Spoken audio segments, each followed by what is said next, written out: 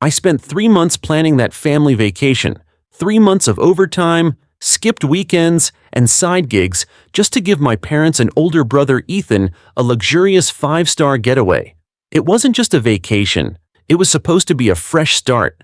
I thought that if I gave them something perfect, something they couldn't ignore, they'd finally see me as more than just the backup son. I'd covered everything: 2 hotel rooms, ocean view suites, activities, even meal stipends. But the moment we arrived, it became clear nothing had changed. My mom barely acknowledged me while fussing over Ethan's designer luggage, terrified it might touch the floor. My dad scrolled through his phone, as always, too busy to even greet me properly. And Ethan? He stood there like royalty, waiting to be catered to. When I checked in at the front desk and received 2 room keys, one for the ocean view suite and one for the garden view, I knew the first conflict was coming. I suggested that my parents take the suite and Ethan and I could share the other room. My mother looked horrified. "Don't be ridiculous, Alex. Your brother needs his space." And then came the kicker. "You can sleep on the pull-out couch in our room." The couch? After I paid for everything? I stood there, stunned. It wasn't about the bed. It was about the pattern, one I had spent my entire life trapped in. Birthdays skipped, achievements ignored, always second to Ethan's wants and needs. I was done. "No," I said. Just one word, but it cracked something wide open. My father sighed, accusing me of being difficult. Ethan told me to chill, like this was some petty tantrum. But it wasn't.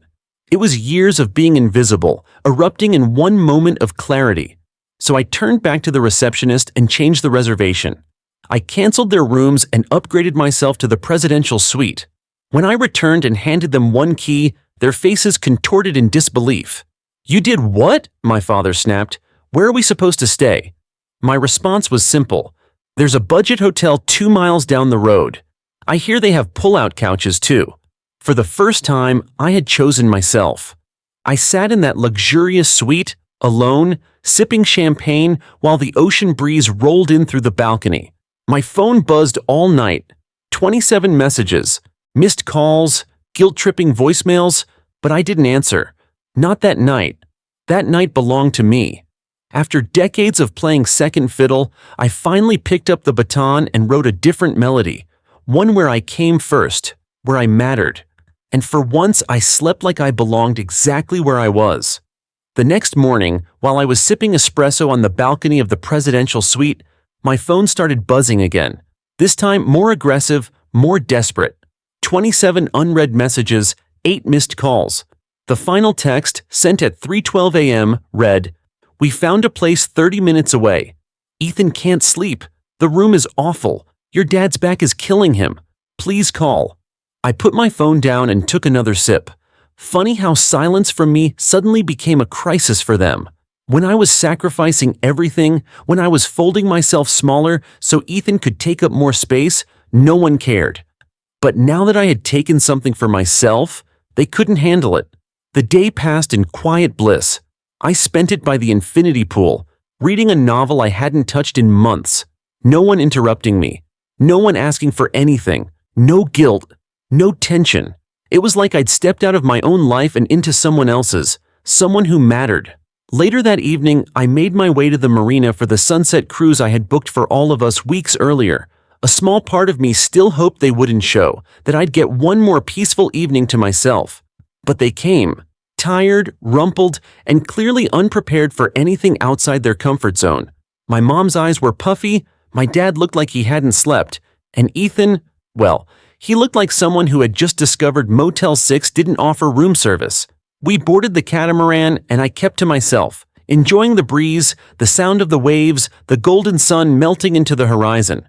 Eventually, Mom approached me, voice soft, lips tight. "This is childish, Alex, making us stay in that dreadful place." I turned to her, calm and clear. "I'm not making you stay anywhere. You're adults.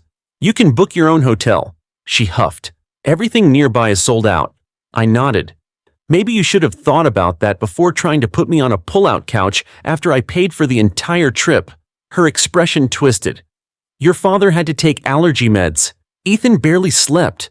I took a deep breath. "And I've barely felt seen for 24 years. So, welcome to the club." It wasn't anger that spoke, it was release. I was done explaining, done justifying my existence. I had reached my limit, and setting that boundary, even if it hurt them, was the most honest thing I'd ever done. I wasn't trying to punish them. I was reclaiming myself from a family that never made space for me. That night, back in my suite, I poured another glass of wine and toasted to the version of myself I was finally becoming. Someone who no longer waited around to be acknowledged, but instead simply took up the space he deserved. The sunset cruise should have been the moment we healed something, or at least made peace. But of course, that wasn't what Ethan had in mind.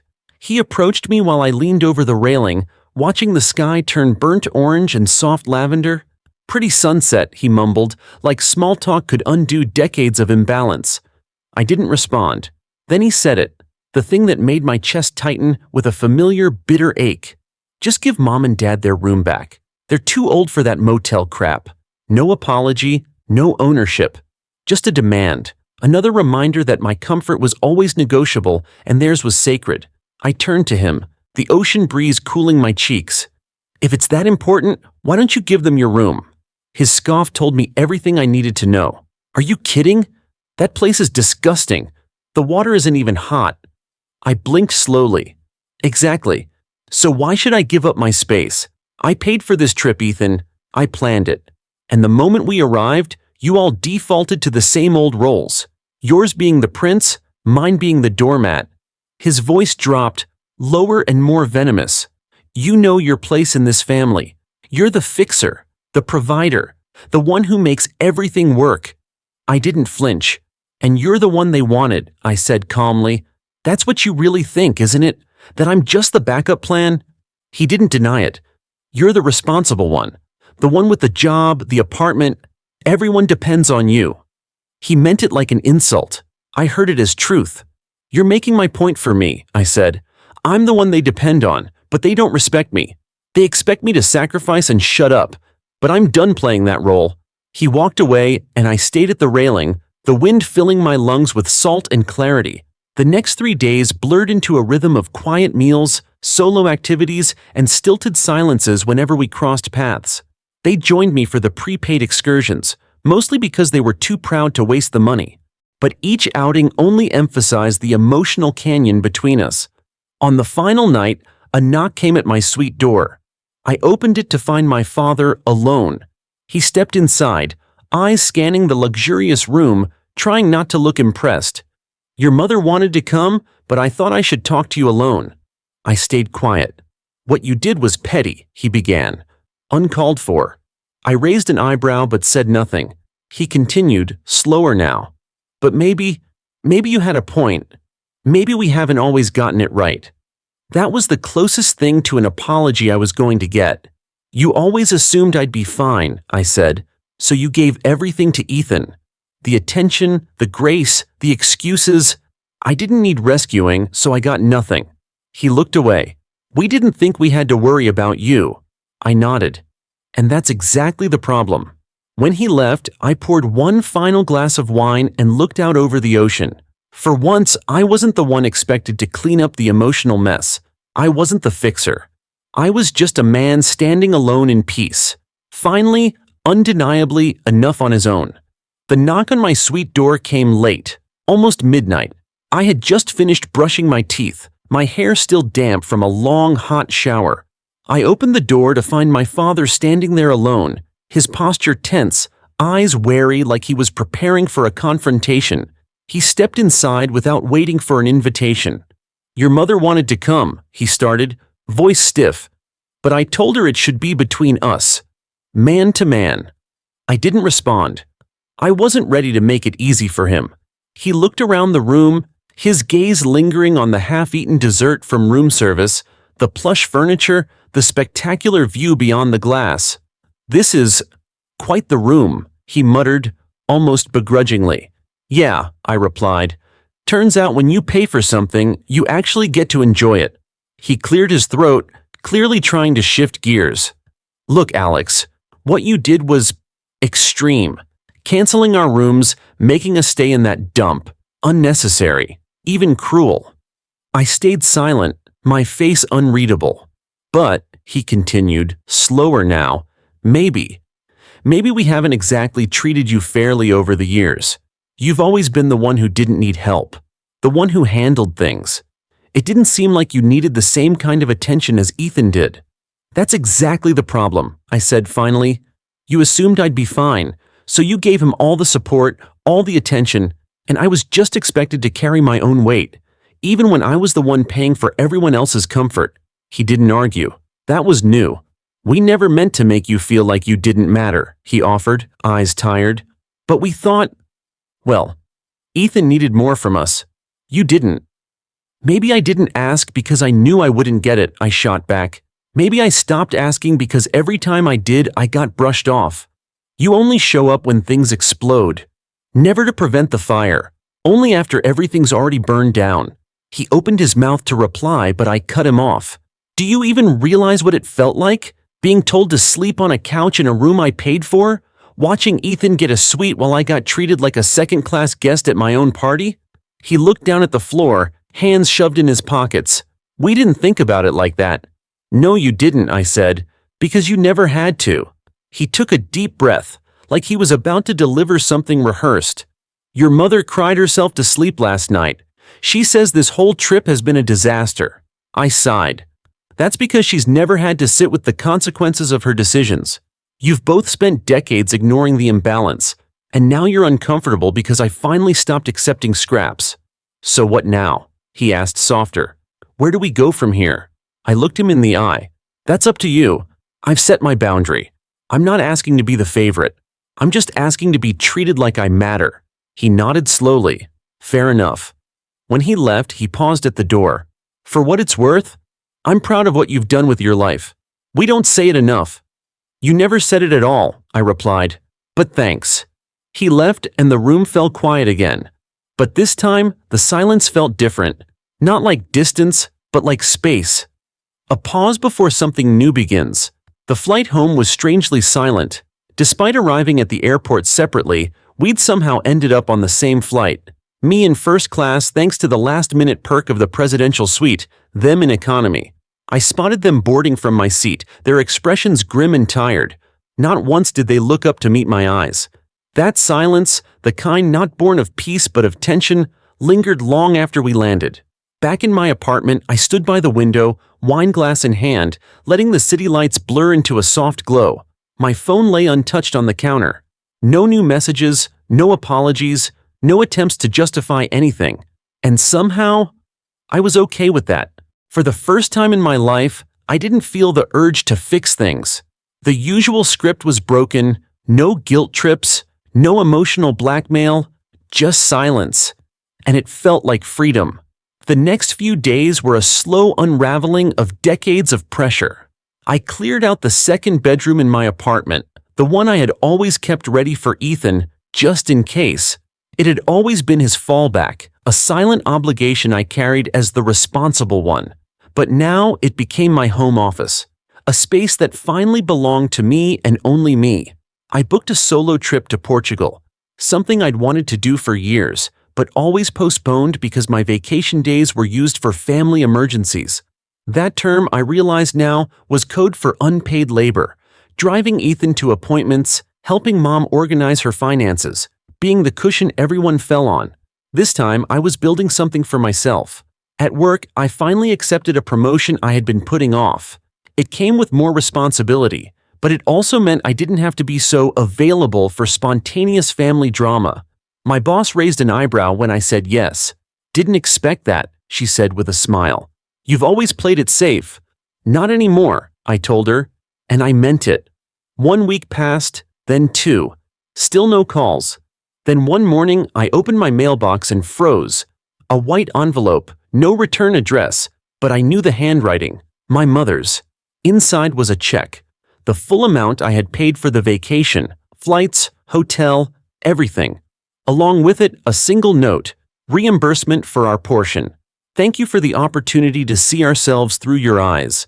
No apology, no emotion, just acknowledgement, a quiet admission that maybe, just maybe, they'd seen what I'd been screaming for years. It wasn't redemption, but it was a start. I stared at the check, then picked up my phone. For the first time since I walked out of that hotel lobby, I typed her name into a new message. I got your letter. Would you and Dad like to meet for coffee next weekend? 3 dots appeared, then disappeared, then reappeared. Finally, a reply. Yes, your father and I would like that very much. No mention of Ethan. Interesting. I set the phone down and returned to my window. The world outside hadn't changed, but I had. The need for their validation had fallen away. I wasn't looking to be anyone's backup plan anymore. I wasn't the fixer. I wasn't the afterthought. I was Alex. I was enough. It had been a week since the envelope arrived.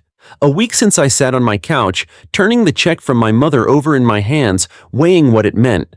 Was it remorse, guilt, or simply a transactional way of saying, "We got the message"? I didn't cash it. I didn't rip it up either. I left it sitting on my coffee table like a quiet question that didn't need an answer. The upcoming coffee meeting gnawed at me. Part of me feared it would be another performance, another ploy to smooth things over without confronting the truth. But the stronger part, the part of me that booked the presidential suite and stood my ground, knew I needed to go, if only to see them face to face and know that I didn't owe them anything anymore. That Saturday morning, I arrived early. I chose a seat on the patio, ordered a black coffee, and waited. The breeze was soft, the sun low and warm. It felt like a beginning. They showed up 5 minutes late. My mother looked thinner than I remembered, her makeup applied carefully, but her eyes tired. My father, as always, walked in with purpose but not direction, like he was doing something important even when he wasn't. "Alex," my mother said with a tight smile, "you look well." "I am well," I replied simply. There was a pause, not awkward, just heavy. They sat. My dad cleared his throat. "We want to say thank you for the vacation, for everything you did." "That's not why we're here," I said. "Let's not waste time pretending this is about gratitude." My mother flinched. My father leaned forward. "All right, you're right. We weren't fair to you." The words landed like bricks, heavy, unexpected, but not unwelcome. "We made mistakes," he added. "We leaned on you too much. We put Ethan first. We see that now." "You didn't just put him first," I said, voice steady. "You made me feel invisible. You told me my needs were less important. You used me because I was easier to lean on." My mother's lip trembled. "That wasn't our intention." "I know," I said, cutting her off gently. "But intention doesn't erase impact." Another silence. I let it linger. Finally, my dad spoke again. "We want to do better, if you'll let us." There it was, the olive branch, maybe not perfectly shaped, maybe a little too late, but it was there. I nodded. "I'm not interested in pretending nothing happened, but if you're serious about rebuilding this from the ground up, on equal footing, then I'm willing to start with coffee." My mother exhaled like she'd been holding her breath for years.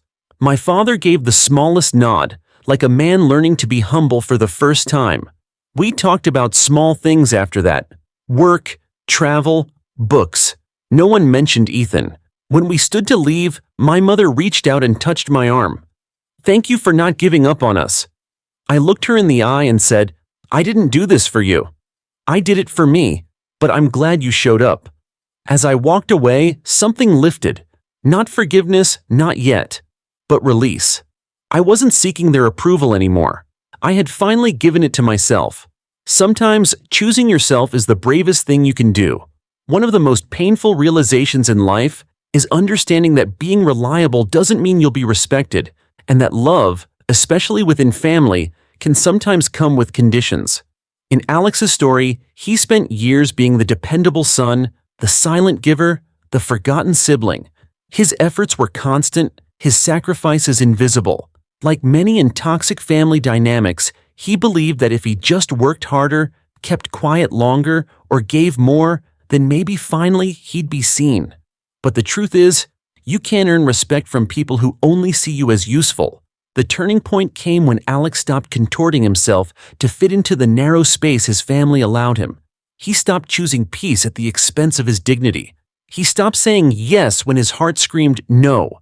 And in doing so, he redefined his identity, not as the fixer, not as the afterthought, but as a whole person who deserves equal love, recognition, and rest. The lesson here is one of boundaries, of refusing to shrink for others' comfort, of knowing that walking away doesn't mean you're giving up, it means you've decided your emotional survival matters. For anyone raised in a family where love was conditional, where praise was unevenly distributed, where your role was more obligation than connection, know this: your worth isn't based on your usefulness. You deserve respect, and sometimes the path to healing starts with saying, "I'm done." You're not selfish for choosing peace. You're not wrong for demanding fairness. You're not dramatic for finally standing your ground. You're just free. If this story resonated with you, please like, share, and subscribe to our channel. Your support helps us tell more stories that speak truth to power and remind people that they're not alone.